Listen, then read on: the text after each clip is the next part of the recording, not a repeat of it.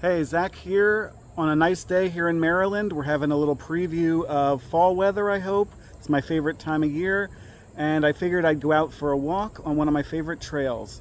It's the old B&O trail through Mount Airy, so why don't you come along with me and we'll learn a little history along the way. The Baltimore and Ohio Main Line, running west out of Baltimore, is one of the oldest railroads in the country and dates back to the 1830s. In the vicinity of Mount Airy, which is roughly 35 miles west of Baltimore, the main line looped around the terrain in the northern part of the present-day town before continuing west. This alignment was still subject to steep grades, though, so in 1901 the B&O constructed the Mount Airy Cutoff to level things out a bit.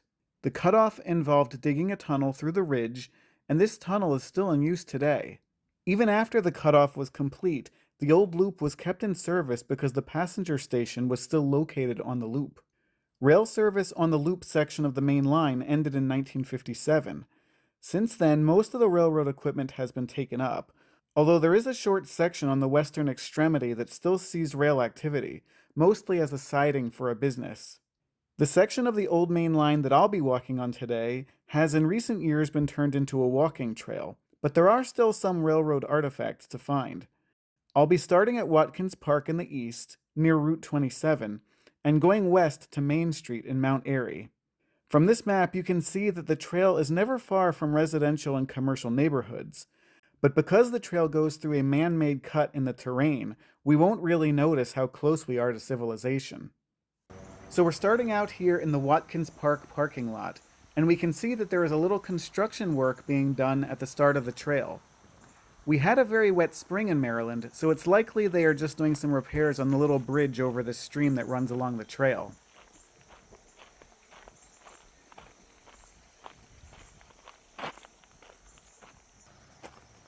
Here's a nice sign that they put up telling us that this was, in fact, an old rail bed. Since I first started coming on this trail about a decade ago, they've made a number of improvements, including these retaining walls.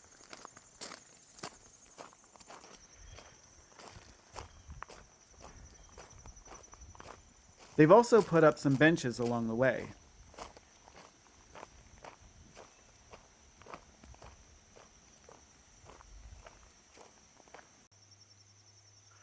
I wonder if any of these trees were here when the last train came through.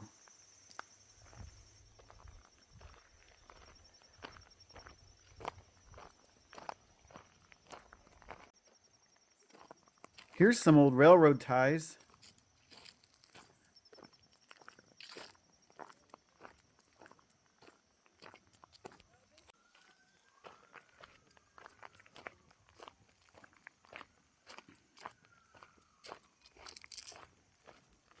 You can see we're already into the cut here, as the land is rising up on both sides.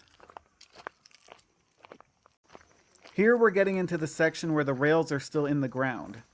When this was still the main line, prior to 1901, this whole stretch was double-tracked.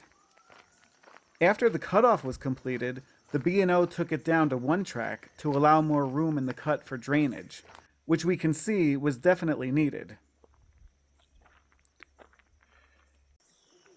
In some spots, you can still see the ties sticking out from under the rails.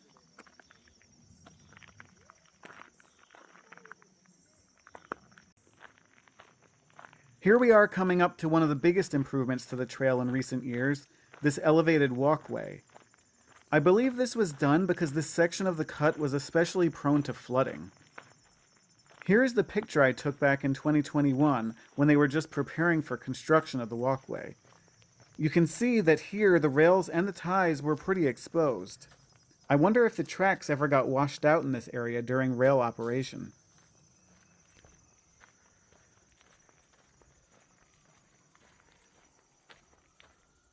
Here we can see just how steep the walls of the cut are in some places. It's actually hard to imagine two tracks fit through here.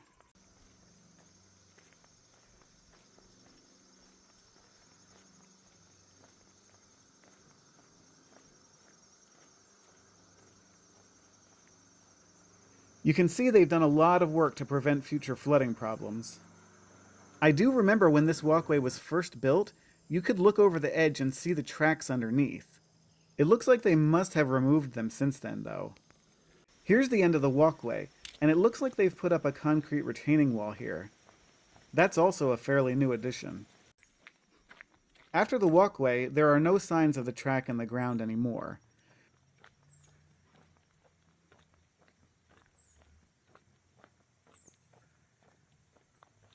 And before too long, we start coming out into civilization on the Main Street side.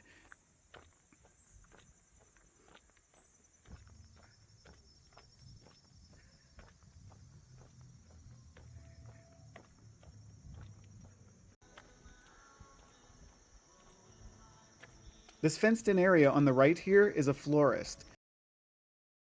And the building is not actually railroad related, as it was built in the mid-1980s.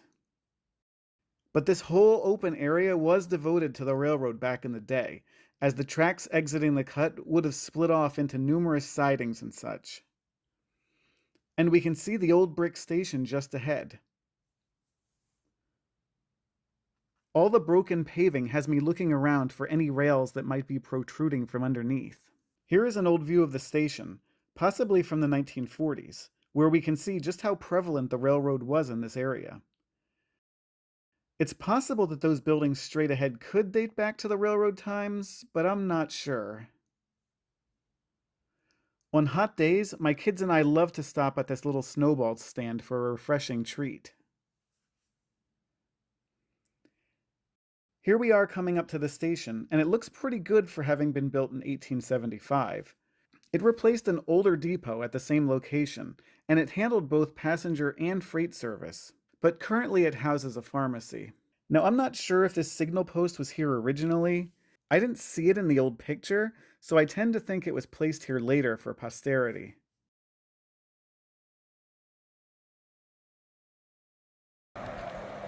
On the other side of Main Street, there's a refurbished B&O caboose, placed here to honor the railroad history of the town.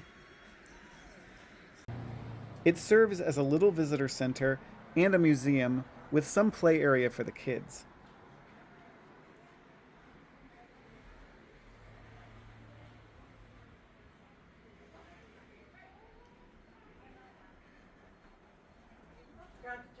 The tracks would have crossed Main Street here, with the rails right below where I'm standing. And here is where they would have continued, although now it is completely overgrown.